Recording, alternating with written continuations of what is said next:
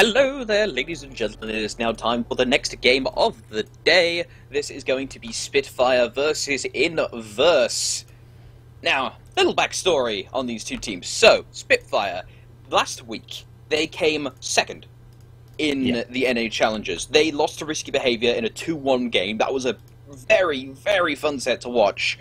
They have a lot of talent on their side, but not to be shown that we have Inverse, who, unless I'm mistaken, actually recently was picked up. I'm trying to remember what they were called originally. I mean, there was this very interesting thing. They originally started out week 1, week 2, and they did quite well. They came first on week 1, and then week 2 they had a bit of a bad week, and because of that, they split up for week 3 and week 4. Oh, week 5, they came back in, and they had enough to be able to get their points from the last time, so they got into the top 8 after coming in for that final week. So, very close for them, but it worked out quite well.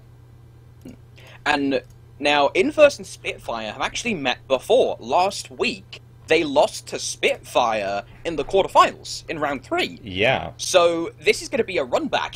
This is going to be the literal NA run back. Looking at the bans here, we do see Hell and Yanis being banned out. Not too surprising. Yanis is one of those power picks who you've usually seen banned out most of the time. We do see Circuit being banned out as well by Spitfire. But Zeus is going to be taken off the table. Do you think we're going to see Zeus at all today? I don't think we will. There may be like 1 or 2 games where he may not be banned, but if he's not banned, he's probably not going to be picked. That would be the way that I'd go, and that's the way it is with most of these picks nowadays. It's sort of, if you don't ban them, and if both teams aren't banning them, that means they don't have they're not prioritizing them at all. They don't really care about that god that much. Like they have a way to counter it, they're not going to pick it. Usually. There are maybe some other interesting ones, but we are seeing a lot of the picks coming out. So Giannis, as you said, got banned out. We saw him last time. We saw that he was pretty ridiculous, but he actually won that game, but he wasn't really the vital part of the winning of that. I think, however, this time we do see the Zhong first picked in for this, so they really do value the Zhong, as he is just such a tanky character, as long as you actually build him relatively tanky early on.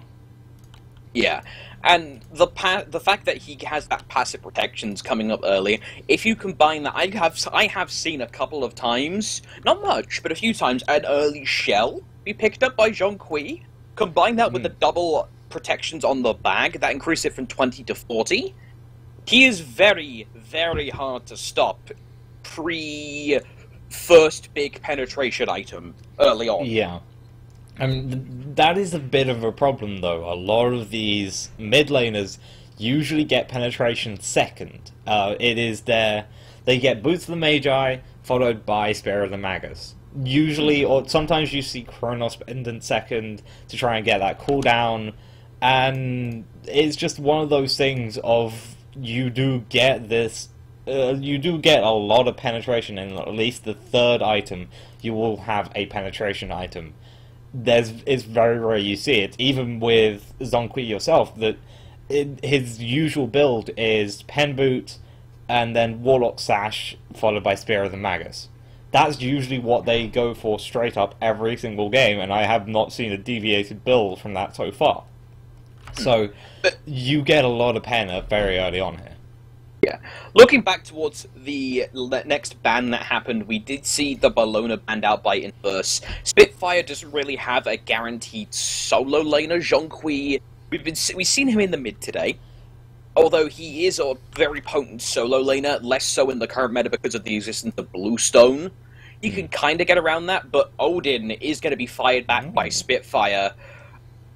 I'm going to imagine the reason they did that is because, of course, you have to really get rid of Hell at some point, because Hell is just that powerful right now. But getting rid of the anti-heal, that tips their hand, in my opinion, that they're going to want to pick up a very heal-heavy solo. I'm thinking Choc is going to be coming from Spitfire. But looks like Inverse is picking up Thor.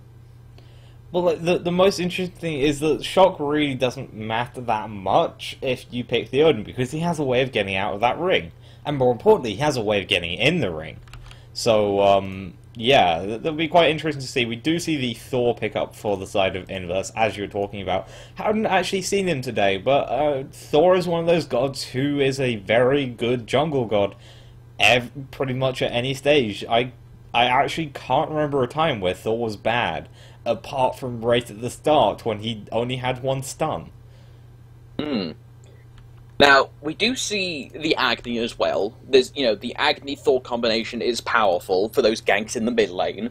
You're going to be able to stun them out, a couple of fireballs, Agni stun. That allows Thor plenty of time to set up his full double tap spin auto attack shenanigan combination that everyone knows and loves / hates. But we are going to be seeing Spitfire going with the Neith and the Aphrodite. That is going to make things a little bit harder. Because, of course, Neith has the global, and in later fights, Aphrodite, as she's rotating around, she's going to be able to shield people from any kind of shenanigans. But over on the side of Inverse... Apparently they want to get spooky. They want to get spooky. Arachne? I'm not... Yeah, they're currently hovering Arachne. They haven't locked it in yet. They are changing it now to Sobek. So this is definitely going to be the solo lane pick. I would have loved to see an Arachne, but... apparently they're not going to go that spoopy. They are going to be dressing up, at least. He's dressed up as a pirate. Yeah, he's dressed up as a pirate, so he's dressed up. So I suppose, it's in the theme of things, but... Yeah. Well. Actually, no, now I look at it, a lot of people are actually saying we have a pimp, we have a ghostbuster, we have a pirate. It's relatively festive, all things considered. But we also have someone who's on fire, though. That's... that takes dedication to your art. That takes dedication. Yeah. Do you have the fire hydrant? I thought I asked you to bring it. Oh. No, wait, I thought Sosa was bringing it. What's going on? Oh dear. Oh dear. But yes, either way, we'll be right back, ladies and gentlemen, unless you have any thoughts to add here, WizKid. We should probably head to the break and let the anti-ghosting timer count down. Yep. Yeah. Okay, we'll be right back. Alright, we will see you very soon with this second game of 6 that we will be watching today. Don't go anywhere, we'll see you soon.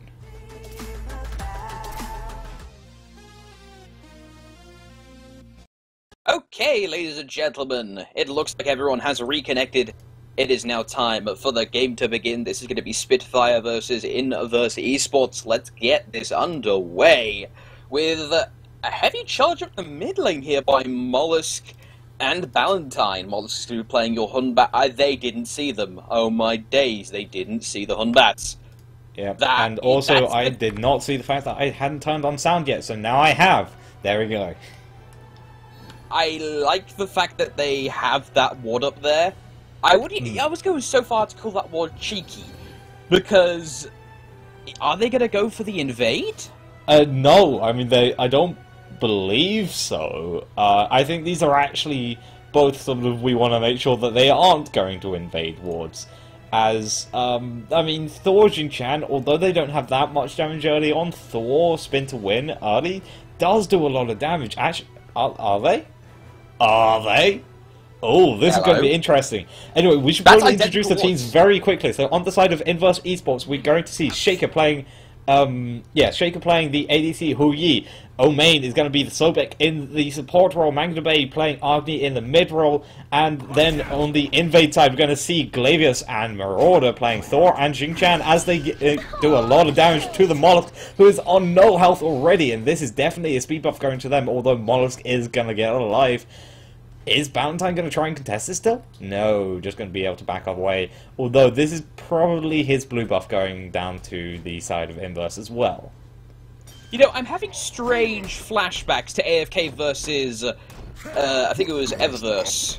Was it Eververse? I can't remember the name of the team that they did the Thor invasion to twice in a row during the SPL. But I'm having some strange flashbacks to that, and they are going to pick up the speed buff and the blue buff. That is a huge profit for Spitfire so early on, and they may even get some enough poked to Balentine to make it where he has to be extremely careful in lane.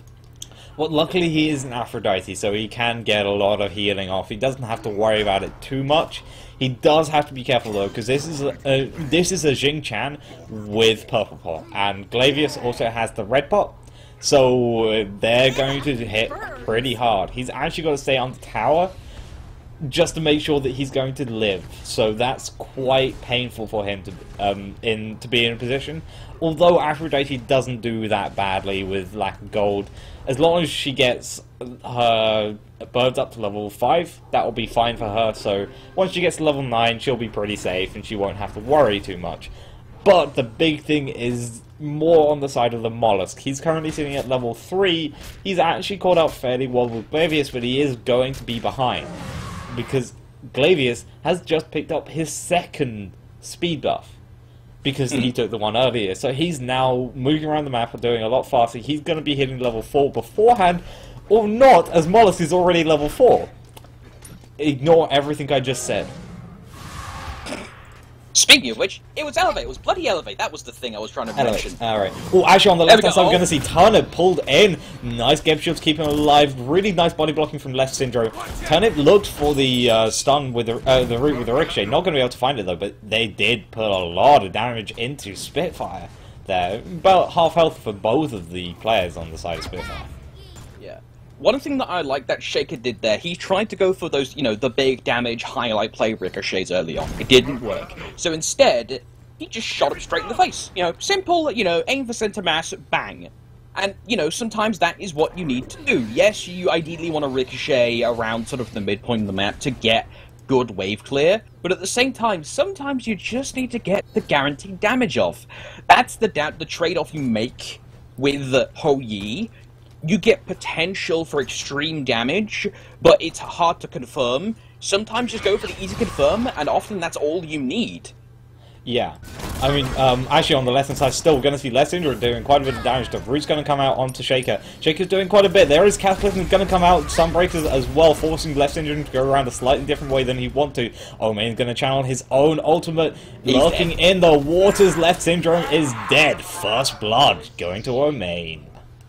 Nom nom nom nom. That's going to be some juicy first blood bounty coming onto Ohmayne. But down comes the Thor. He just wanted to say hello and congratulate his teammates with a good old handshake and a pat on the back.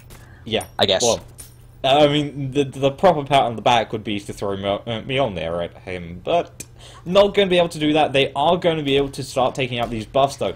If you actually forgot, a long time ago, they made it so attack speed buff spawned every 3 minutes, whereas the damage buff and the speed buff spawn at every 4 minutes. So you can actually fight these earlier. You can contest them a whole lot earlier. You can see, like, you can still see that actually all of the buffs for red and speed haven't come up yet. So Glavius is like, well, I need farm. I'm just going to go steal their attack speed buff. Seems we just killed their support. That's going to be quite a useful thing for him, and now he's going to sit in the mid lane as well, make sure he can get a bit of farm, as that those mid camps have come up. Going to try and take out this one on the right hand side. Deadlymidget and Leftsyndrome have come around. They are gonna. I believe Deadlymidget to them. Yes, they did. Deadlymidget to them. You could see with the ghost. So yeah, that's going to be going to them their side. So Spitfire are coming back in terms of getting gold in different maps. They're actually about 400 gold behind, whereas the First Blood is, I believe, that's about 500. So they are slowly getting this gold back. They need to try and do as much as possible, though, and make sure they get these camps on rotation, because Inverse are looking very aggressive. They want to steal everything they can possibly get their hands on. So Spitfire need to be able to take them out as soon as possible to make sure that Inverse can't even touch them. I actually wanted to bring up a point that I saw earlier that I wanted to talk about, but then all that invasion shenanigans happened. Marauder has built Mark of the Vanguard. Combining that with the passive on Xing, that huge health buff. Oh, actually, sorry, on the dual lane, we're going to see Sheyka getting knocked up. The Humbat's ultimate was used. Ohmayne is going to miss the pull, but it was already jumped. This is probably going to be him going down. Nice stone shield, really good cataclysm as well, followed by the root. Turnip is still alive on about half health, going to get stunned out. That's him dead there. Not going to be able to live much longer. Ohmayne's not on much health though. He's on about 200, and we do see the Zhong in the middle of the fight. Leftsyndrome being chased away by Sheyka, and now Deadlymidget is just going to force away Glavius, just to make sure that nothing else happens. But that's another kill going to the side of Inverse Esports. Yeah, and now the map control is starting to become a little bit more evident.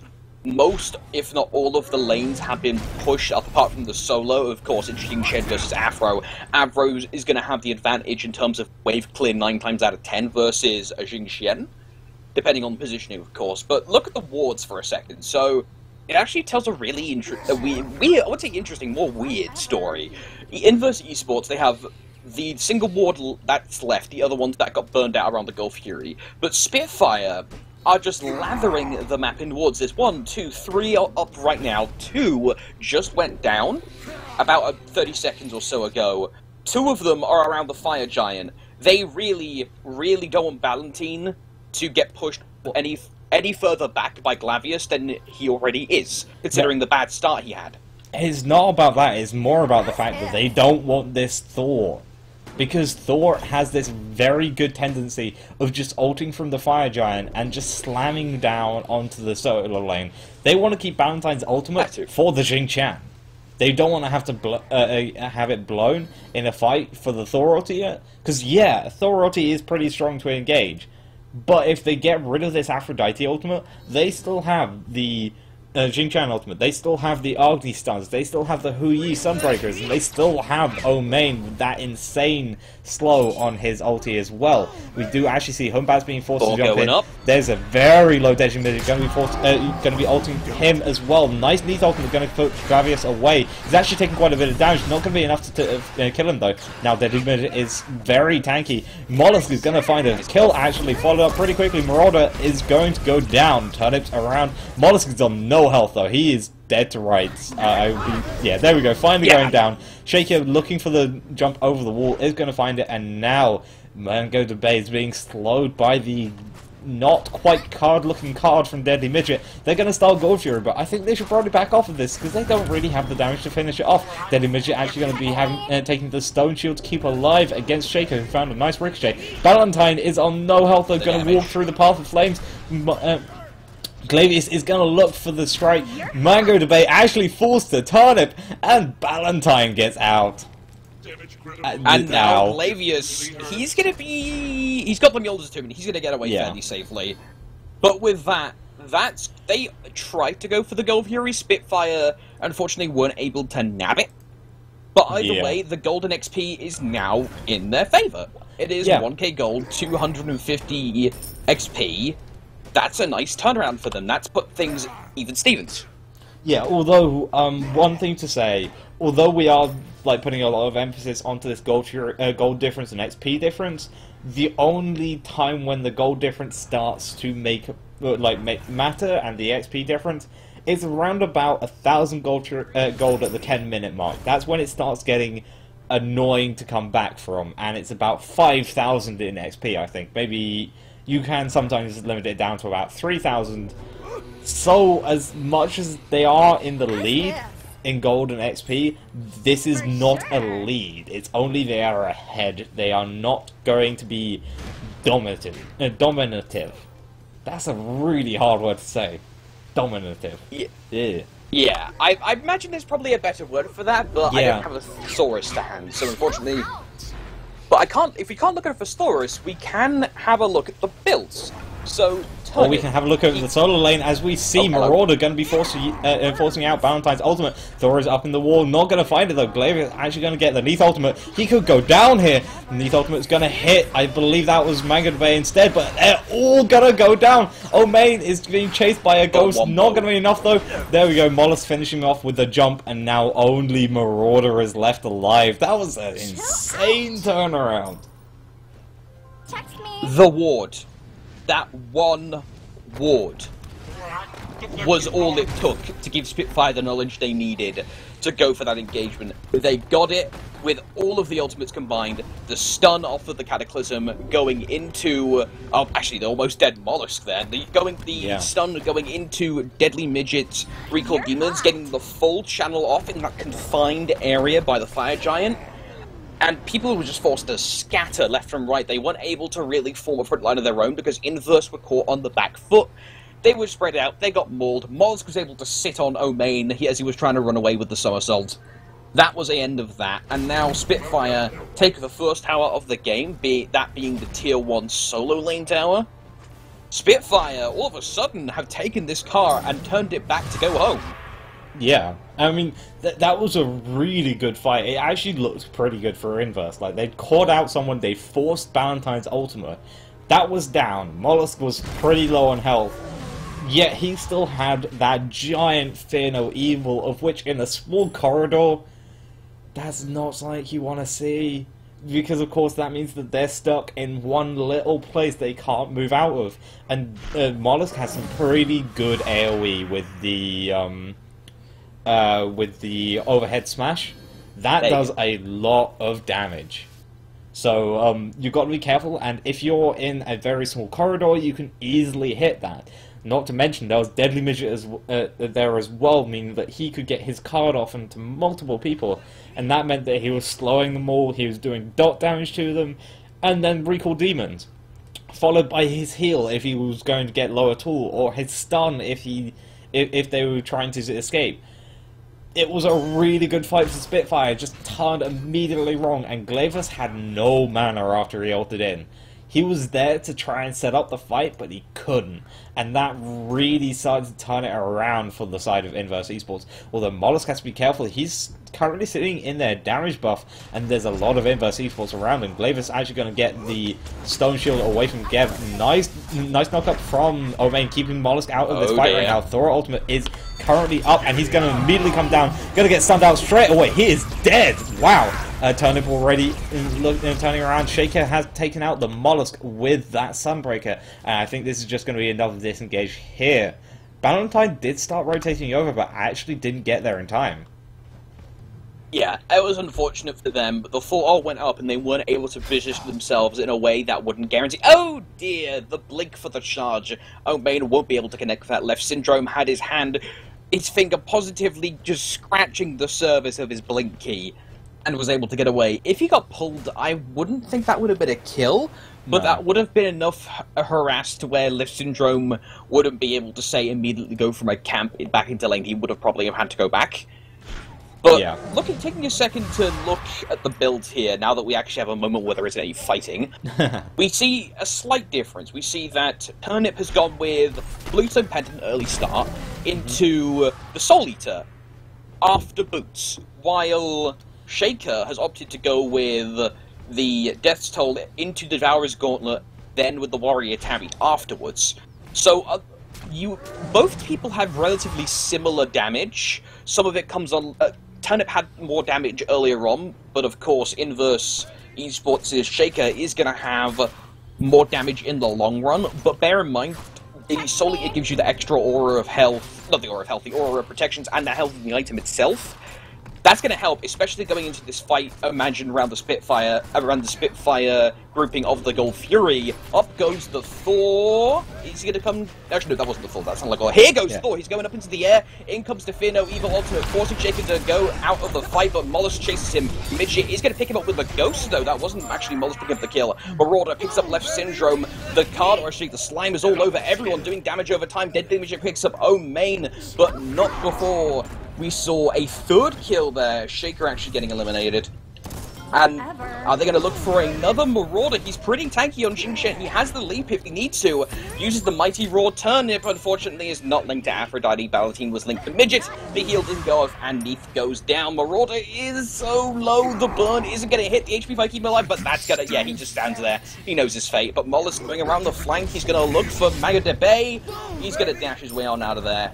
There's a little chance they're going to be able to kill him, even with the slime that just got applied. And with those extra kills, Spitfire are now ramping up the pressure by taking another tower. I was going to say this a while ago, but at what cost? Inverse Esports stole the Gold Fury. But what? Then three of them immediately died. Oh, that is— well, let's actually have a look at the golden XP. So you can see up there the massive slant down of Inverse picking it up, but then it goes straight back up, so it literally never happened, basically. effectively that Gold Fury didn't exist. But, I mean, that does give a little bit of benefit towards the side of Inverse, because it could have been a lot worse for them. It could have been that Spitfire took that Gold Fury, extended their league to about 3,000 gold, and then killed all of Inverse Esports. So they were at least able to recuperate that and effectively make that Gold Fury worthless, even though it was worth a lot more than these graphs show. However, that's quite interesting. We were talking about the ADC builds before that Gold Fury fight started. I wanted to just sort of mention the difference between this, and this is entirely to do about that early laning phase. Effectively, what it was, Hu Yi wants to go into this sort of basic attack style build, because he is going to be using base attacks on the wave, and then poking Turnip with the Ricochet, because that's effectively how you play it. Very nice pluck though. Gonna see Sheyka using it, taking a lot of damage. Yeah, okay. he just got annihilated off the map there. Ohmayne is going to be channeling the Lurking in the Water, trying to keep himself alive by slowing him down. Down comes Glavius with the Thor, providing the reinforcements. MAngodabae raining a couple of ultimate meteors over the side. That's going to give Spitfire some cause to back off here. If they do stay and try and push this tower, they're going to have the work cut out for them. It's 4 versus 3, and Inverse, well, I was about to say 3 versus 4, teleport coming from Marauder. He's going to be able to reinforce the flank. Yep, and now immediately Marauder's currently sitting at 2-2, he has full cooldown and he has penetration. You do not want to fight this tanky Xing, so immediately they've got to be quite careful. We don't actually see him doing a lot of damage to Balentine. Balentine already on about half health, forced to use the heal already. He does have his ultimate though if he needs to use it. Marauder though, just looking to slow down and annoy Deadly Midget, is going to be able to do so, and now Balentine's got to try and work out who he wants to target, whether he wants to stay with Mollusk, who he is currently on, or going to the Deadly Midget and healing him up. Going to get the slow out onto Marauder though. Mollusk is looking for Ohmayne.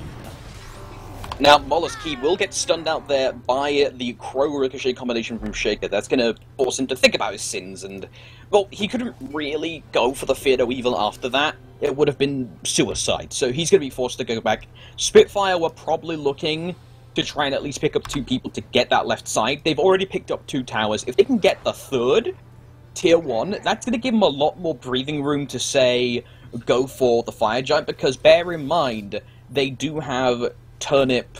He can go anywhere on the map as Neith, but still provide presence to any fight anywhere because of the Whirlwind. So split pushing becomes a little bit more reliable. Any kind of global, of course, helps. You know, everyone knows Apollo, king of the split pushers. But Neith can split push decently as well. Zhong less so, but he does have the helper in the form of the Book of Evil passive. He can kind of split push, but ideally you want that physical damage. I want to see how this goes in towards 20 minutes, what's going to happen, because when's the Fire Giant fight going to start? Gold Fury's coming up soon. The ward presence by both teams is fairly well spread around the map. Spitfire have a little bit more wards right now around the map than Inverse. But at the same time, Inverse are really going to have to make a play on something right now. They're just slowly losing to a war of attrition. Yep, and they've got to try and do something, but then again, Spitfire also has to try and do something, because although they're losing to the war of attrition, Inverse Esports has the better late game. They have a lot of tanks, they have a lot of teamfight potential, and more importantly, they have the most damage late game. Hu Yi comes absolutely ridiculous and near unkillable late game. And the way Turnip is building, it looks like he is going to go into the standard sort of ADC build where you go into the Deathbringer or the Rage or whatever. The problem with that, though, is the fact that Hu Yi's passive blocks a crit. As soon as you crit him, you can't crit him again for another 3 seconds. Meaning that he can actually potentially burst you at that point. And more importantly, he can burst anyone anyway with that Ricochet. If you double tap someone, it's about half of their health. And we're going to see Deadly Midget. And Deadly Midget is going to be pulled in. The Stone Shield going to come out onto him. He's looking for Glavius in the backline. Going to find Marauder, though, who's teleported in. We're going to see Leftsyndrome coming around the backside, looking for a nice capitalism. Xing ultimate used as well into the Sunbreaker. This is mass mayhem. Glavius going to come out in the background. Deadly Midget is on no health. He's used his ultimate. He is tanky to nothing. He's dead. Yeah. Glavius is going to be finished off by Mollusk in the background. Turnip very low as well. Going to find the backflip. Not going to find anything else afterwards. MAngodabae finishing off with the fumes, and now Leftsyndrome's left alive, but not for long. Marauder, no, Sheyka going to be finishing off the Marauder, followed up pretty quickly. Mollusk and Balentine still looking for it. MAngodabae going to fall down, going to get knocked up though. Is the Mollusk, keeps looking for it. Sheyka is going to kill him, getting the double kill. Balentine is the only person left alive for the side of Spitfire. Possible deicide coming out here. Sheyka took a bit of damage from those birds, but Ohmayne does have the Sickening Strike to lower Balentine's healing. Of course, Sickening Strike does provide a grand total of 50% healing reduction. They're going to be going in, they're going to be trying to use that to advantage. The back off will be deployed. Balentine has the blue buff on him, so extra cooldown. That's actually going to go over cap, so that doesn't really help out too much. But also the regeneration is going to allow him to stay for a little bit longer, just secure the lane. Gold Fury wasn't taken here, but that does say something here, Wiz, that both matches today, Gold Fury has been such a big point of contention. Do you think that's to do with more of the map control element of, oh, if we control the side, we take towers on the left, then go to the right? Because, of course, you know, off topic, the best idea for map positioning is you push down the left side of the map, and then take the Fire Giant, because that's the longest distance. Or do they want the Gold Fury purely for the Fury? They want the Gold Fury purely because that means that they get this big advantage. Because it is a lot of gold. Currently it's about 22 minutes in, so it will be about 320 gold. No, it is 350 because it's been taken down twice. Well, no, it hadn't been. But yeah, 350 gold, so that means that every single person, as the Mollusk is forced in the mid lane, we do see a big fight as well. Xing ultimate going to be used as well. Leftsyndrome on about half health. He does not have his ultimate. Ohmayne is going to run away. Leftsyndrome does have the Stone Shield channeling, but it's not going to be enough to keep him alive. MAngodabae finishing him off, but Glavius fell for it as well, and I think Ohmayne probably not going to live to do that. Yeah, there we go. Now Marauder is also quite low. And Marauder doesn't get rude, he actually outruns the Spirit Arrow, or I guess the Spirit Black Powder Projectile in this case. A single Fume Meteor Strike is going to stop them from pursuing his teammate. That's going to be a 2-for-2 trade evenly, but Spitfire came out of that in theory on top because they have positioning on this mid tower. But I spy a Sheyka doing a cheeky little bit of split pushing. He is probably going to get this tower, but at the same time Spitfire are fighting heavily for this mid one. Yeah, they're fighting for the mid one, but I don't think they're going to be able to get it with a TP from Marauder. And now Sheyka is going to recall. He knows that he's too far up, and they've just gone off of that mid tower. So he doesn't want to stay around for too long. He probably could have done a tiny bit of damage to that tower, but much better idea of just sitting back and not going in. But Spitfire definitely had the overall win in that, because not only did they get that slightly better positioning on that tier 2 tower, but they also got the Gold Fury beforehand anyway. So, even if Inverse won that fight, they couldn't have really looked for anything except towers. So looks like in the solo lane, though, sorry to cut you off, Balentine getting chunked a decent bit. Marauder body blocked him in the blue buff and then ulted him. I'm very surprised he popped the ult because he must have known that Balentine had his ultimate up. It's a cooldown of 30 seconds. Sorry, not 30 seconds, 45 seconds, excuse me, with max cooldown. So that's going to be up extremely frequently. That's Marauder's ultimate at Big Xing, the Whirlwind of Rage and Steel, down for a pretty significant length of time, even with cooldown. But then again, it's not. It's about, I want to say it is 50 seconds. So it's 45 seconds to 50 seconds. So it's significant in this game considering how fast it is. 30 seconds can... A lot has happened in this game in 30 seconds. Yeah. I mean, a lot can happen, but actually it's only a 5-second difference between these two ultimates. True. So actually we're going to see a fight in mid lane though. Turnip, deadlymidget's doing a lot of damage to MAngodabae. His ultimates have been used already. Deadlymidget is going to get Mango, and that's going to be pretty big, but there were 3 ultimates used for him. I like the fact that we're seeing these very quick and frequent pops of Recall Demons by Deadlymidget, forcing a bit more zone control out of Inverse, forcing to not just go, lol, I'm playing Thor and Sobek charge in, but looks like, oh, speaking of charges, Mollusk getting thrown into the Phoenix of Inverse, taking a good bit of poke. Balentine manages to link to him and give him a little bit of smoochy and some healing with the birds. Now, Spitfire, They've just taken an objective. What are they going to do? Gold Fury isn't up. Looks like they're going to be posturing up for another tower grab on the left side here. This is going to be that elusive tier 1 that they've been trying to get, but haven't been able to. But Inverse Esports knows they're deadly midget doing a little bit of zoning, but the minions aren't pushed up far enough yet to where they can grab it quickly. So this attempt is either going to be a bloodbath or nothing's going to happen. What do you think is going to happen? Well, MAngodabae has now respawned, and he is very quickly coming down this lane to try and do this. Spitfire have to be careful. Their ultimates still aren't up, whereas Sheyka does have his. Xing has his as well. Balentine does have his ultimate. Going to be using is Marauder. Not going to find anyone. The Sunbreaker comes out. Zhong's in the backline though. He's destroying Sheyka's health. He's already nearly dead. He's going to be forced to go somewhere. He can't go over the wall, so he only goes down. Now he's in the middle of this. He's definitely dead. He shouldn't be alive much longer. Glavius and Ohmayne going to be going down to the deadly midget in the background. Now Leftsyndrome finishing up Sheyka. Everyone except Marauder is down for the side of Inverse Esports. What's Marauder going to do? He's already used his ultimate. It's not going to be up for another 20 seconds or so. He can try and do stuff here, but he doesn't have the damage you can see in his kit. He only has cooldown boot and penetration. He doesn't have anything to really go into this. The best thing to do is just back off. But he spent too long, and now he's going to get caught out by a mollusk. Mollusk doesn't have his ultimate yet. Mollusk is actually taking a lot of damage. Skeb shield is there, though. Yeah, Mollusk, he has that reassurance, but at the same time, what if Leftsyndrome didn't blink over in time? He would have been dead.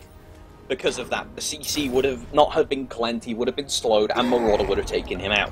Bear in mind, Xing's damage not only comes from that heavy chunking, well, sorry, not chunking, DPS of Fierce Roar, but the heavy chunking of Hook Slam isn't anything to laugh at, because it's 110 damage plus 25% of your magical scaling on the hook, and then the slam does significantly more, 220 with 45% of your magical power as scaling, with a 2-second root, basically. I know it is 2-second flat. Yeah. He stays there long enough for him to ask him a question multiple times to the face. Yeah. It's sort of with Xing, the way that you do a lot of your damage is you whirlwind, rip off about, I think that's about 25% of their health there. Then you do the hook slam to do another 25% of their health, and then you do the roar to do about 50% of their health over time, so you can basically attack them to death as well. That's how Xing usually does a lot of damage. You do see Ohmayne actually hovering around this Gold Fury as Turnip and Balentine are doing it. We're going to see him use his ultimate, and they're just going to leash it. They know that Ohmayne can't do anything if they just leash it, and now they can start it up again. Deadly Midget is slowing him down. Ohmayne's is struggling to get into this. He is looking for it. He is going to go into it. He's not going to hit it, though. Spitfire take the Gold Fury, and now a big fight going to happen from here. Big Fear No Evil going to force 2 people from Inverse into the wall. Balentine picks up MAngodabae. The 9 Suns get shot down, doing damage to Ohmayne. Sorry, not to Ohmayne, to Leftsyndrome. Mollusk picks up Ohmayne in the background with a nice crit off of the passive. Deadly Midget picks up Glavius. That's going to be a 3-for-0 trade. Make that 4-for-0 as Mollusk monkeys around and slams Sheyka into the floor. Now Marauder is trying to get away, but unfortunately it's not going to work this time. That's a 4-man rotation, and Spooky Scary Skeletons, the ghost's going to kill him. And now Spitfire with a deer-side under their proverbial belts. They're going to be looking for a guaranteed Fire Giant. They're looking for the guaranteed Fire Giant. They could have actually won the game there, I think, in my opinion. They had enough damage to do it. Maybe, but it's safer to do this. And it is at this point, much we're in the safer round robins, to you want to do be this. safe. Yes, you want to get these guaranteed wins, because each win gets you closer to the final. As long as you get 3 wins, you effectively cannot be beaten at that point out of the top 3. Well, no, top 2. Because you need to get into the top 2 of each group to be able to win this. Spitfire are currently seeded 2nd, and Inverse Esports are currently seeded 6th. These wins will make sure, like, Spitfire should theoretically get there into the top. If they can make sure that Inverse doesn't get through as well by taking this, it will make it a lot easier for them to make sure that they don't have to fight them in next time, as long as they can also beat every single other opponent and come and get 3 wins this week. They don't really need to worry too much about next week. They still have to be able to make sure that they win, though, because you have 6 games played before we get into the final week. as long as you get 4 wins, you are effectively guaranteed in. Yeah. So you want to be a little bit more careful when it comes to risky plays, because, you know, as we've seen in the SPL, games across the entire split have come down to one set. And hell, even one match. I remember you made a huge write-up about the different possibilities of splits. Nice job on that, by the way. And that kind of competitiveness we're seeing in the Smite scene boils down to not only the whole meta of things, but individual matches, like we saw with Spitfire opting to take the Fire Giant. Yes, they could have probably got the Phoenix, but at the same time, they couldn't have gone for the Jugular straight away. Could they have gone for the Fire Giant after that? Maybe. It would have been a bit more risky, but now with Spitfire, with the Fire Giant, are going to be posturing up for left side Phoenix. Can they get it, though? That is the question. They may be able to, but everybody's ultimate is ready. Spitfire do have a very good season comp. Turnip going to be channeling his ultimate. Not sure who he's one to look for there. Marauder doing a nice job there. Leftsyndrome going to blink in and not fight anyone with that catch, because Ohmayne's on about half health already. He's very low. Forced to use his ultimate to make sure he doesn't get stunned by Turnip. Mollusk is going to be finishing off Ohmayne in the background. Sheyka finishing off. MAngodabae also goes down as well. Glavius is in his ultimate looking for this, but everyone on his team has died. Leftsyndrome may be going down. No, he's not going to even be able to do enough damage to finish him off. Glavius, only one left alive, going to be in his fountain, but he's got to defend off everyone on the side of Spitfire, who are doing so much damage to the Titan. I think that was actually a proper surrender vote coming out from Inverse, making sure they do get rid of this. But Spitfire take game 2 for them, because we're in the second round currently. Wiz? Yes? I just want to inform you, the enemy team did not jive. Sorry. I understand it's Halloween. I was trying to say just, but then they died. So just suddenly they started dancing. An image of them dancing. Like, yeah. What is this? Well, you know. No, but yeah. It's festive, what can we say?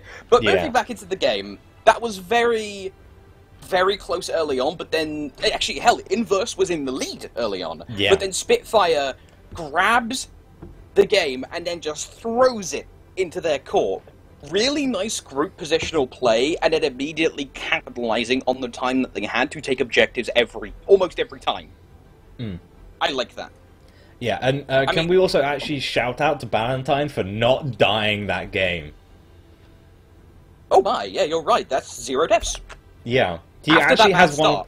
Not only that, but he actually has the highest damage taken on his team. He doesn't have the highest damage mitigated, of course, so that means the tanks did do a lot more in that case, but they were focusing pretty heavily. I mean, at the start, it was an incredibly heavy focus on the solo line by taking out that speed buff and the blue buff. It actually left Balentine stuck on the tower for a little bit.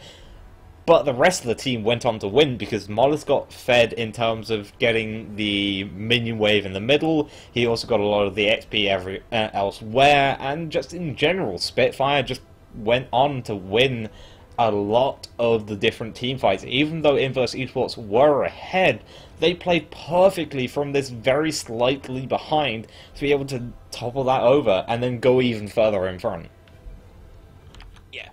And with that, that is going to be Spitfire picking up the win. If I do a quick reference of the brackets, because unfortunately I have the memory of a 2-year-old, I believe Spitfire, that's going to be the run back and the win again for Spitfire. They are currently, I want to say, I don't know the results for the other weeks, but for week 5 and week 6, 2-0 over Inverse. I'll have to go back and actually fully do my research on all of that. Spitfire is currently 2nd seed, so they are the top of this Group B. If you don't know the groups, we have then separated them out. So it's Group A, which is seeds 1, 4, 5, and 8, which is, I believe, if I can do this off the top of my head, it is... I am not going to do it off the top of my head. I'm going to have a look into stuff. So we are going to see Risky Behavior is 1st seed. Burly Men, I believe, is 4th seed, then Nizzle Shiddles is 5th seed, and Neil M is 8th seed. Then over on the other side, so this is Group B, we have Inverse as 6th. Inverse is 6th. Ah. Spitfire is 2nd. And then I have this off the top of my head. K-Spot is 3rd. So Free K-Spot is 3rd. And then Vision Delicious is 7th, I want to say. There we go. Yes. I think that's correct. It should be. But with that, that should hopefully let people have a general idea of how much competitiveness is happening right now. Yeah. I'm looking forward to the rest of the week, because today and tomorrow is going to be fairly important for the round robins, because it sets the stage and lets people make their opening statements, because teams are going to be somewhat familiar with each other by now. You know, people know each other, on the local level before Challenger Cup this year, but of course now they're going to have a very good relationship, considering they've been beating the snot out of each other for most of the tournament. But now we're in the round robin. It's a double round robin, so people are going to be facing each other twice. So there's even going to be a little bit of SPL style, oh, I know what this guy does, so I'll do, ban this in this stage, do this in this stage, and I'm very excited to see that. Yeah, I was talking to some of the European teams a couple of days back, and they were talking about how they were scrimming each other in the other groups. They wanted to try and make sure that they had this basically sort of roster so that they could all play each other and make sure that they were doing really interesting stuff. Just in general, these teams are very close to each other, and it's going to be quite interesting to see what happens. Anyway, we should probably get to our 3rd game. We have seen one of these teams before. We will be watching Burly versus Neil M. So that's Burly Men versus Neil M. Don't go anywhere. We'll be right back. See you in a bit.